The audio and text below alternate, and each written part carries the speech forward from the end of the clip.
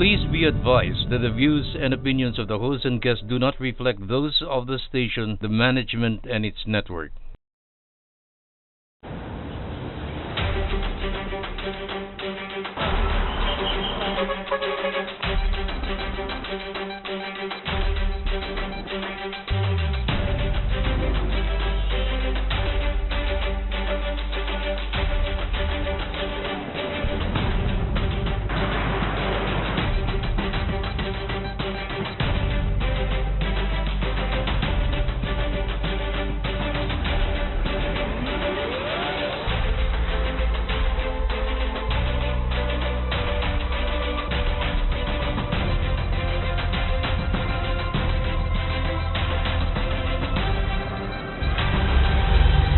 Face the nation. Good day, ladies and gentlemen, and welcome to this week's episode of Face the Nation. We often hear about Internet of Things, or IoT, but what does it actually mean and how does it impact our everyday lives? Today's guest will help clarify this important topic, as understanding IoT is crucial for recognizing how it will shape our future. With its integration into smart buildings and homes, IoT is becoming an essential aspect of our digitally monitored and controlled environment. Let's welcome our guest, Head of Enterprise Development of Packetworks. Let's welcome Mr. Gary Gonzalez. Good day, sir. Good day. Thank you for having us. Yes, of course. There are a lot of things happening nowadays, and there will be an IoT conference coming soon. But of course, before we talk about that, we have to understand ano nga ba ang Internet of Things. Gary, naririnig natin palagi yan, IoT, IoT, kasi syempre karamihan sa ating mga manonood ay talaga namang digitally connected. Nowadays, yes, of nowadays. course. At pagka sinabi nilang IoT, ano nga ba ang IoT? Basic internet ba yan? Pero meron na kaming internet. Pero ang sinasabi nila, ang ating future will be all about an ecosystem that is actually supported by Internet of Things. Yes. So, para maintindihan nila, ano ba ang Internet of Things? Yes. Okay. Thank you for the opportunity to face the nation and talk about IoT. So, Packetworks, first of all, is a pioneer in the industry in terms of IoT. So, kami po ay mayroong network. It's a public network running what we call LoRaWAN. To be technical about it, it's Long Range Wide Area Network. It's a global standard for IoT. So nagko-conform po ang Pilipinas sa global standard first and foremost.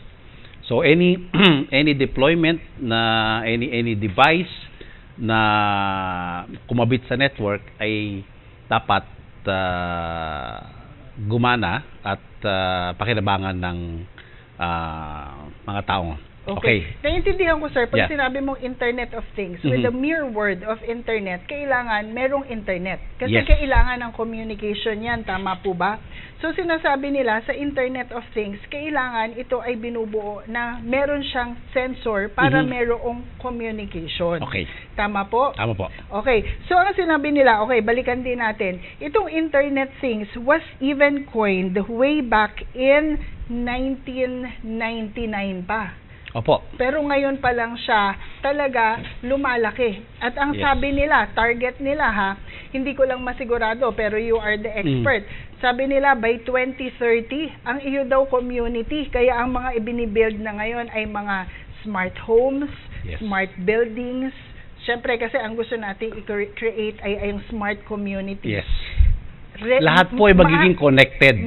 Magiging connected? Yes. Nag-uumpisa na ba tayong maging ready? At tayo ba ay connected na? Meron na ba tayong nagagamit na Internet of Things para maintindihan nila sa mga tahanan natin ngayon? Ano bang mga example ng Internet of Things? Ang good news po ay ang Pilipinas ay hindi masyadong huli. Right? When I say masyadong huli, we are catching up with the first world, like the European market and the Americas. So that's one. Secondly, yung ating taong bayan, if you will, tech savvy na ngayon eh. So remember yung mga Gen Z natin, the millennials and people, bigyan mo ng smartphone. They can easily navigate the smartphone. They can download the app and they know what to do with it. Okay? So yung technical adoption kayang-kaya ng mamamayan. Okay? So when we say Internet of Things, let me just explain it a bit. Kung ang mobile phone connects people, tawag tayo, connect people, even a video call, ang Internet of Things po connects devices. Kaya Internet of Things, it connects devices, it connects machines, it connects devices. So what is it about?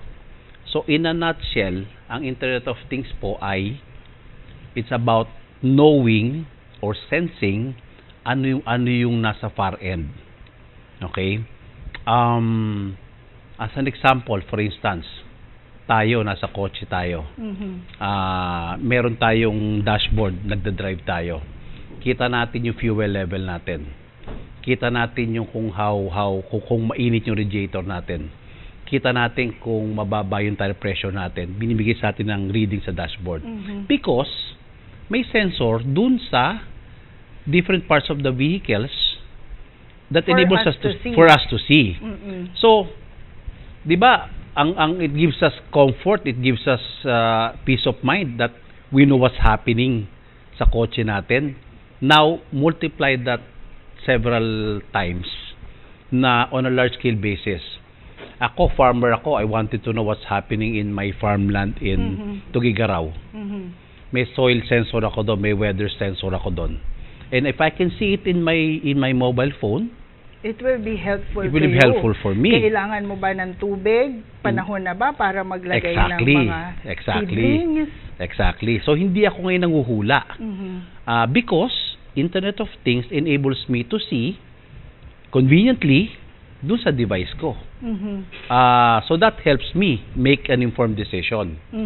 So, kami, while we deploy a public network in the Philippines, parang ano lang siya, parang kung mga mobile operator natin merong mga cell sites, tayo po on a smaller scale, meron tayong mga gateways all over the Philippines. So that enables the devices na what we call sensors sa dulo na makarating, provide information back na mababasa mo kagad. Yes. So, ibigyan natin ng another example ito.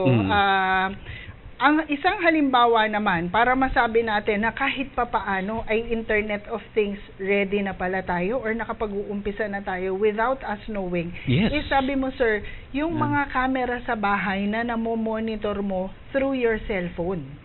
That's an excellent example po.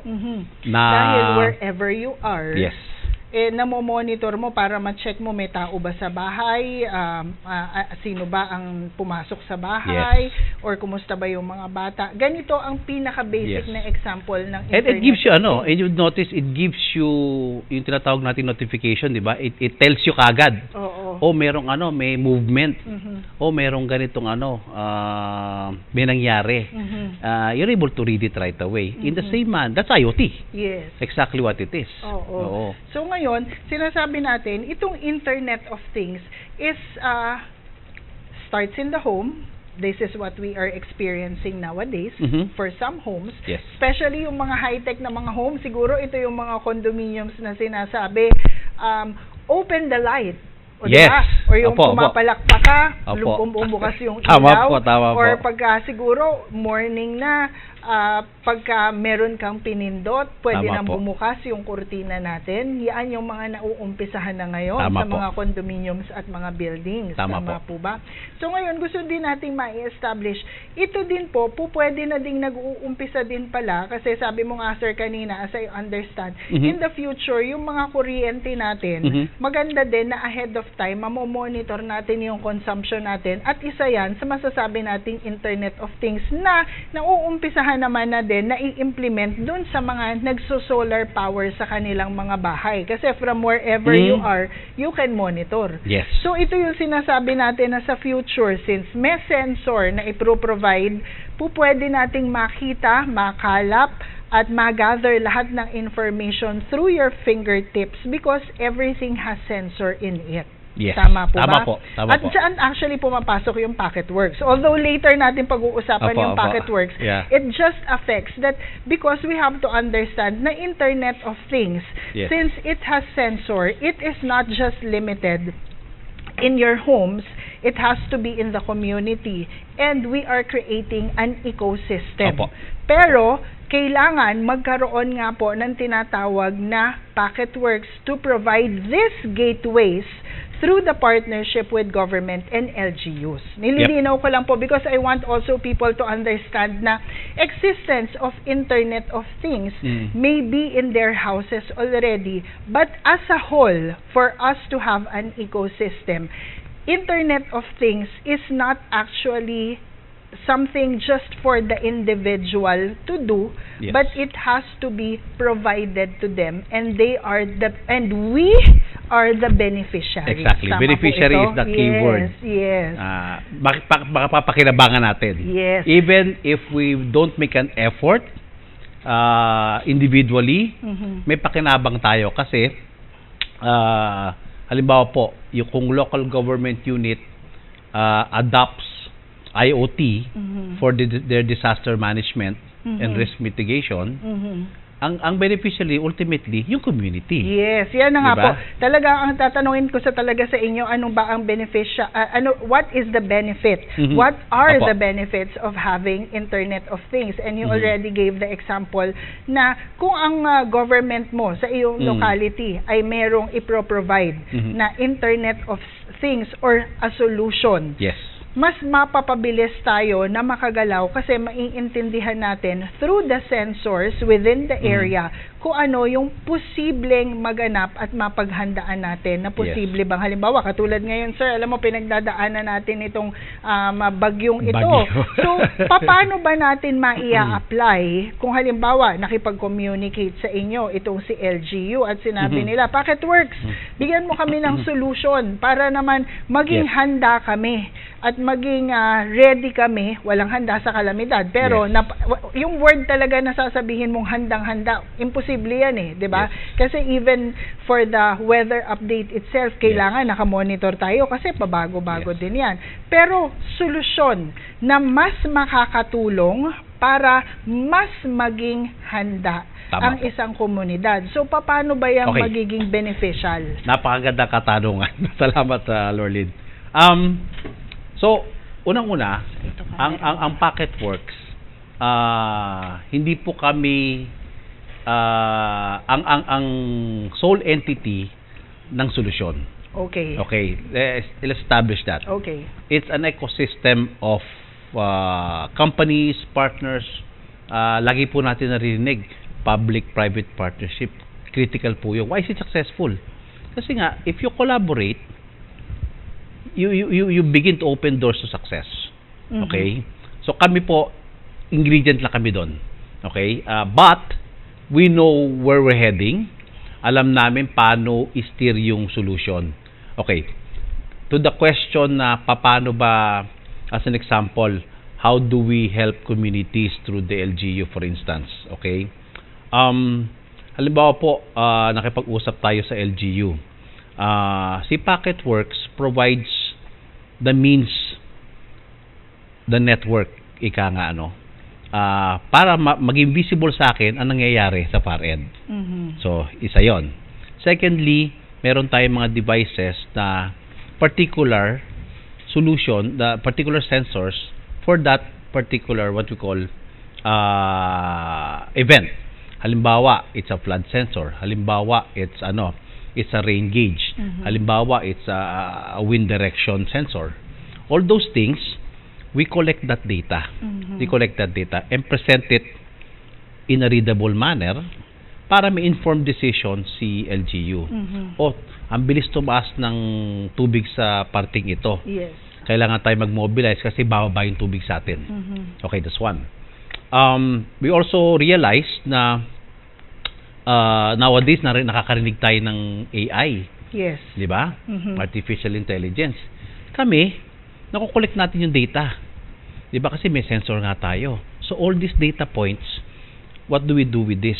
Nandito yung data. AI, pasok ka. Bibigyan ka namin ng command. You search from the data that I've gathered from all weather weather points. Tell me what's gonna happen. Tell me what's the best way to approach this on a disaster mitigation basis. So again, that's another layer na pasok naman si AI, which is very common language nowadays. So saan mo papasok si AI? Parte lang tayo ng again, we're just an ingredient. We collect that data, present it readable manner na to the individual. Yes. What do we do with it? Kung may sensor ako sa highland na telling me in my dashboard the amount of rain happening there and how quickly it rises, yes, then I can now predict that in the lowland this is how quick the flood will come in. And therefore it should give me time to mobilize evacuation. It should give me time to do early warning and so on. I can trigger several, di ba, actions based on the knowledge na alam ko nangyayari sa sa far end. Yeah, because of the gateways that are in the areas. Correct. For you to be able to monitor and the existence of sensors. Yes. So kanina sir, sinabi mo, i-mention mo na nga din yung AI. So itong Internet of Things, of course, will be connected to AI. So ito na din ba yung sinasabi mo? Eventually. Ang daming nagsabi, di ba? May mga discussion na can we avoid AI? Di ba? Baka hindi. Kasi it's there already. It's there already. Yeah. The problem is, I don't know, it's not really a problem. But what I'm saying is that as young as the students could be, they are exposed to AI already. Correct. So ang susunod ko din talaga na itatanong sa'yo, I'm sure we want to understand better. Yes. That's why we want to know the advantages of all this technology, particularly itong ang Internet of Things, and eventually, syempre, ito ding AI. Ano ba ang nakikita nating disadvantages? Is it because we are not yet ready, or what are some of the disadvantages? Na-mention mo na kasi yung mga advantages eh. Yes. And it's really good kasi instead of us having a longer time to gather information, napakabilis na talaga ngayon dahil sa Internet of Things. And sa fast-paced world natin, yan na talaga kailangan yun. Mapag-iiwanan ka pagka mabagal ka talaga. So, ngayon ba, meron bang disadvantages na ini-improve pa natin or gusto lang natin maintindihan para mas maging maganda ang pagpasok ng Internet of Things sa ating buong community? Okay. Gandang katanungan. As with any other technology, kahit anong technology, lagi may improvement. Yes. Given na yun. Kahit nga appliance natin, may improvement eh. Yes. Diba? Ang radyo natin, may improvement. So, if you talk technology, lagi may improvement yan. Hindi mawawala. So, nandun na tayo, and therefore, yung daan sa improvement, nasa atin na. Okay? That's one. Kung ang tanong ay ano yung mga kailangan pang gawin para ma-improve yung ating tinatawag natin adoption ng IoT, I think yung keyword dito is collaboration eh. Yes. Collaboration. So, and it's not just Packetworks, it has to be with the LGU. Maraming involved dito. Exactly. Para maumpisahan natin. Before we go on a break, quick question with a quick answer. Ang tanong ko, sir, how far are we? Kasi meron akong nabasa na article, ang sabi nila sa ibang bansa, nako, ang ecosystem by 2030 na agad, napakabilis ng panahon. With the internet service in the Philippines, especially in the rural areas, makakahabol ba tayo? Nakakahabol na ba tayo? Nandito na din ba tayo? O malayo pa ang tatahakin natin para maging IoT ecosystem na ang Pilipinas? The short answer is yes, nandun na tayo. Mhm. Nandun na tayo. Kasi, remember, 90% now, 100% of our population nowadays is covered by the internet. Mhm. 'Di ba? Alam natin, binibigay sa atin ang statistics ng ng mobile phone provider natin. 100% covered. So everybody have access to data. Mhm. Which means may internet ako kahit Yes. far-flung areas. Yes. Okay? Established na 'yon. Yes. So nandun na tayo, step 1. Step 2, yung kaninang collaboration, it's the will, it's the policy, it's the willingness to cooperate with another entity to make it happen. But is the government or the LGU starting to understand They this are, better? they are. And we're So- very happy. Ang DICT natin, ang Department of ICT, Mhm. is very much involved in IoT. Mhm. And that's the good news. Yes. Alam ng DICT na enabler ng IoT towards not just disaster, kasi maraming application ng IoT. Mhm. Talaga nation building yan. Yes. And Okay. the DICT realizes that. Yan, Yeah. napaka-importanting malaman yan kasi sabi mo nga, sir, hindi po pwede na talagang kayo lang ang Mhm. gagalaw. Siyempre, napakaraming mga stakeholders, Apo. napakaraming po pwedeng maging involved para maging future ready tayo. That's why when we come back, we will be discussing about the Internet of Things conference that will be happening next week. And we have to be connected with the ecosystem in building an eco or an IoT-ready Philippines. So, mas maiintindihan natin yan when Face the Nation returns.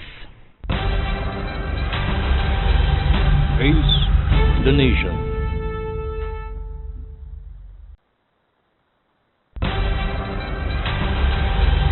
Face the Nation. You're still watching Face the Nation, and still with us is the Head of Enterprise Development of PacketWorks, Mr. Gary Gonzalez, and this time we will be discussing about the Internet of Things Conference, Connected Ecosystem in Building the IoT-Ready Philippines. This will be at SMX next week. Yes. Sir Gary, can you tell us more about All right. this? So excited about the event next week. First of all, it's happening at the SMX. Thank you. October 29 to 30, 2 days po. This will be the first international conference on IoT to be held in the Philippines. When you say international, it Apo. means you have international Participants. and Participants, speakers speakers. to attend this conference. Yes. So, you've been doing this in the last 3 years, Yes po. tama po, but Apo. this is the first time that we say that this is gonna be an international conference. Yes. Congratulations. Salamat po. Salamat sa atin. Yes. Marami tayong inaasahan ng mga participants at sabi nga nila yung ibang participation daw medyo full slots na. Sino ba dapat talaga yung mga mag-participate at sino ba yung mga dapat umattend sa conference na ito? Kanina pinag-uusapan natin, sir, syempre tayo, we all have to be aware about Internet of Things.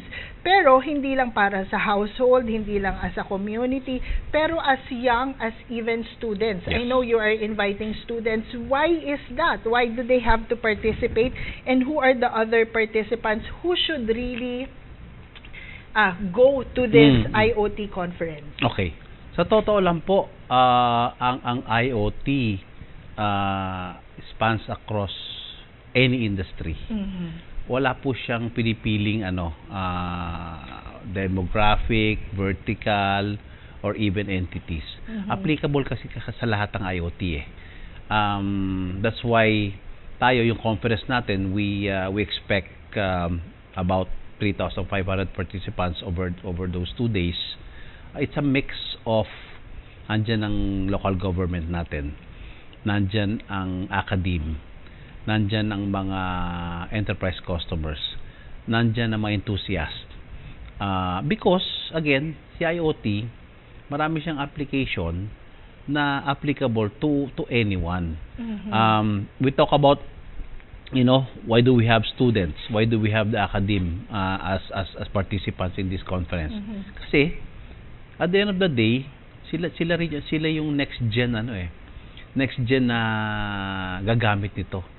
Sila yung mga gagawa ng mga platform, sila yung mga gagawa ng mga application, sila yung makakaisip ng innovative ways to help in nation building. That's why as early as now, we help these students na, okay, students, particular school, libre gamit nyo na network, we even give you development kits, mag-experiment kayo sa lab nyo, you build something useful, and who knows, at some point in the future, gagamitin niyan on a large basis or a large scale basis. Okay? We talk about government entities participating in this conference kasi nga very much applicable sa government.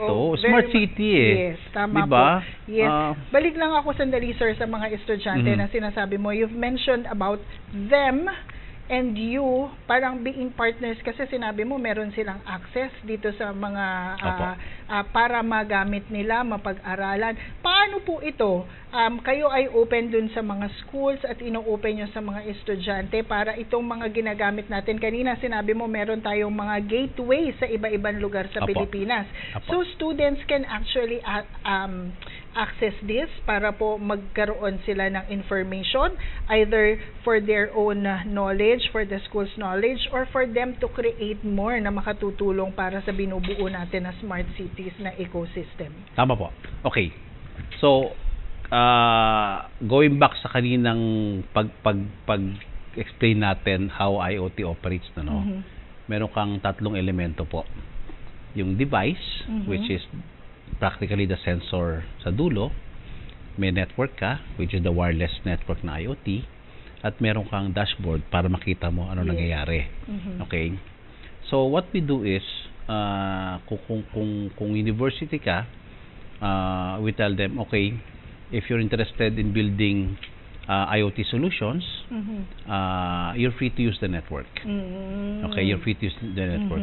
And by the way, for you to get started on building a solution, or building a device, or building a gadget that will help your community, ito yung starter kit. Gawa kayo. And ano puhunan mo, estudyante? Ang puhunan mo is your inventiveness. Okay. Ang puhunan mo is your time to develop. Kasi mag-ano ka dyan gagawa ka ng coding dyan, minsan mag-hardware ka dyan, and then that's part of, being in a university.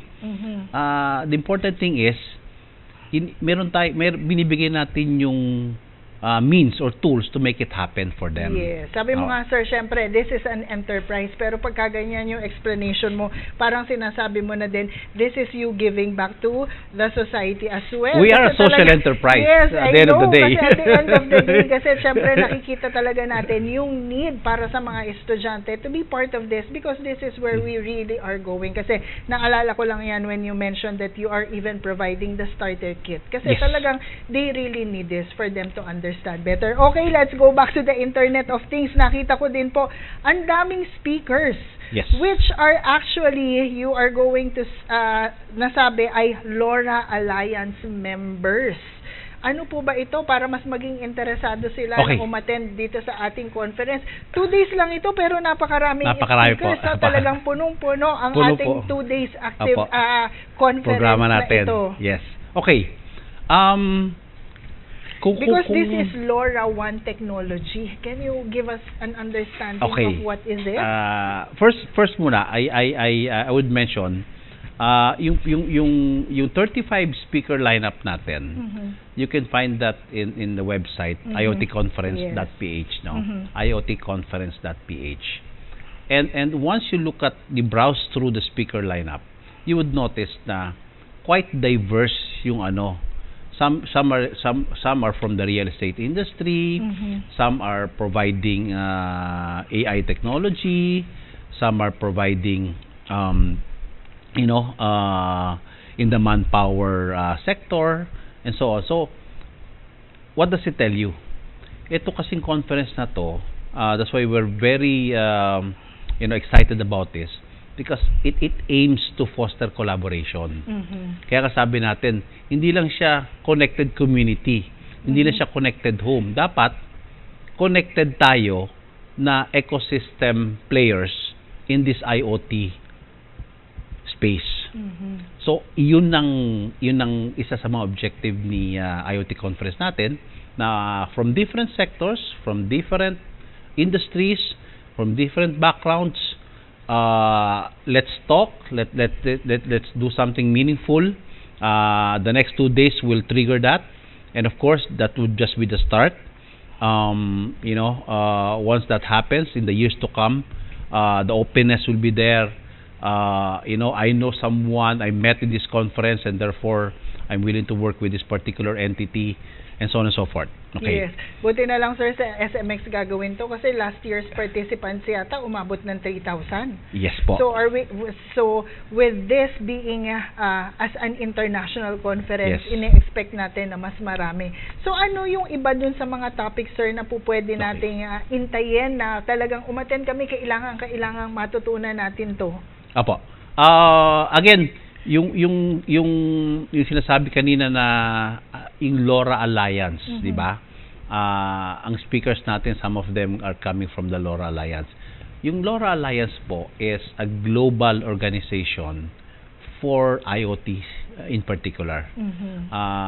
LoRa is long range, low power, wide area network. To be technical about it, ito po yung technology around IoT, yung wireless technology in IoT. Okay. LoRa is called LoRa. So may alliance po yan na existing globally, and ang mga member companies diyan ay yung mga companies na either a network provider, either a device provider, or simply trying to adopt IoT in their environment. So, pwede ka mag-member dyan sa Alliance. So, pupunta yung Alliance members natin sa Pilipinas. They'll be sharing their knowledge, they'll be sharing the experience in their parts of the world.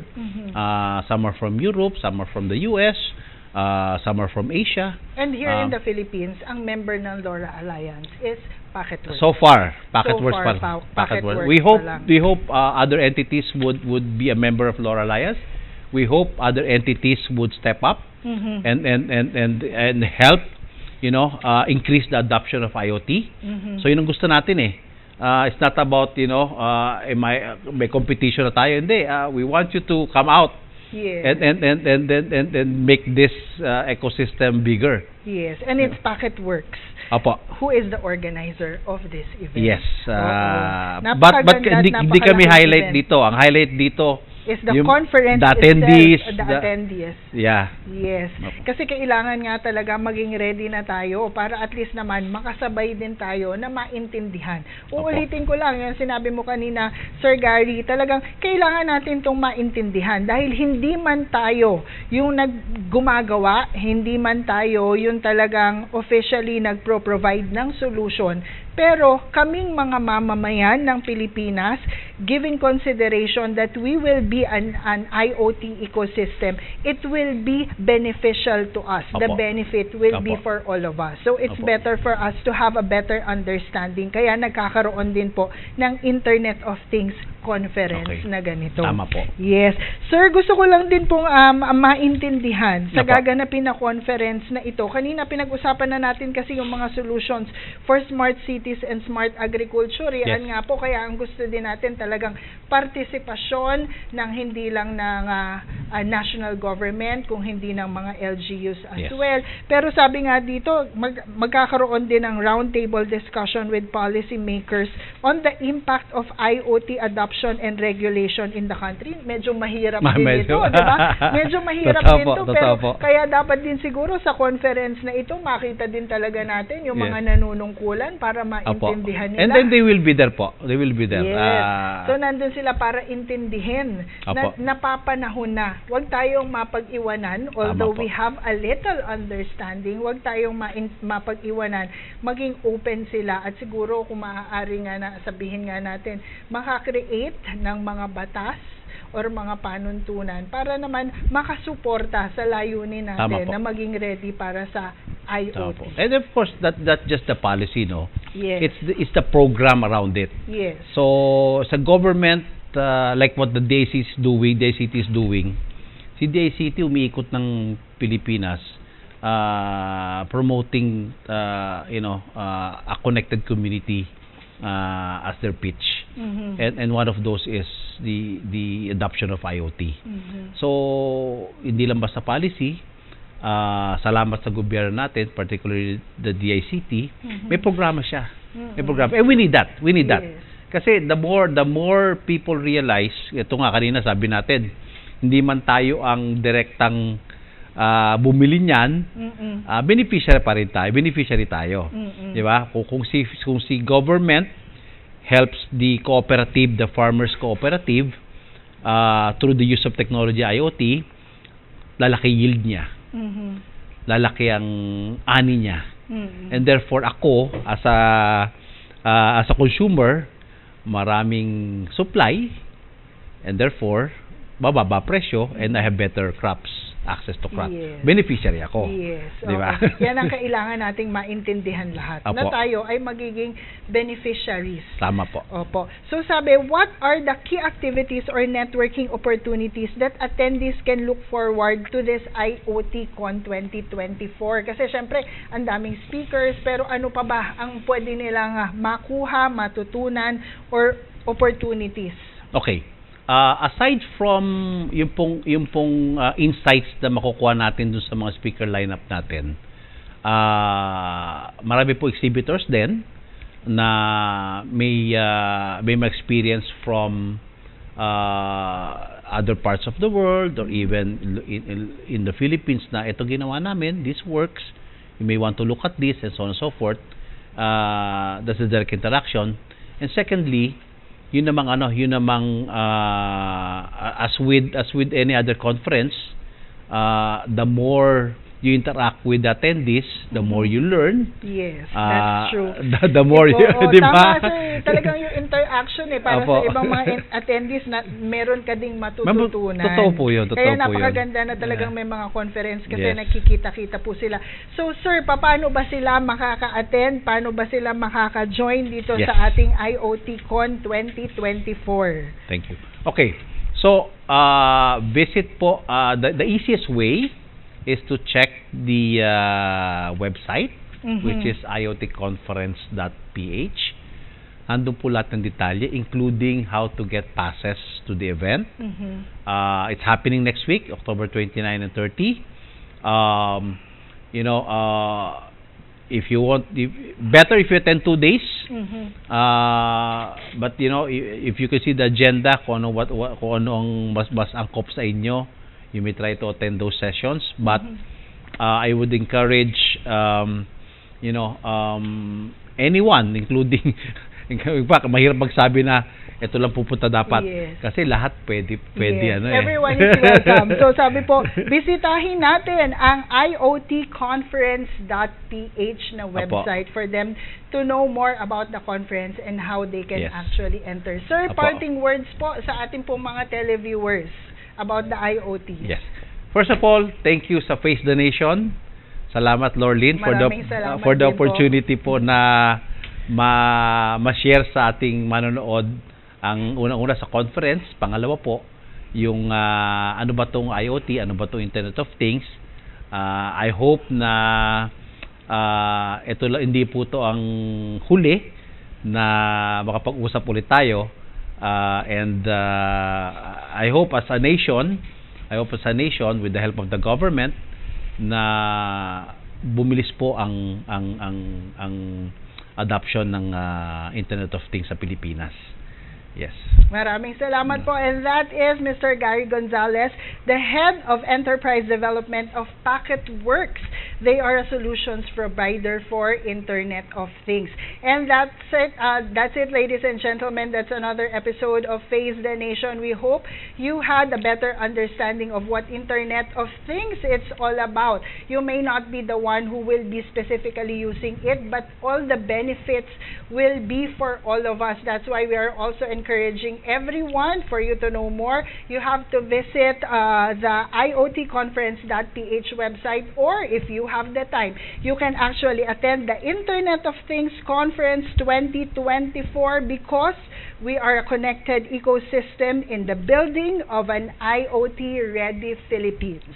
I am Laurelyn Garcia Velarde, and this is Face the Nation.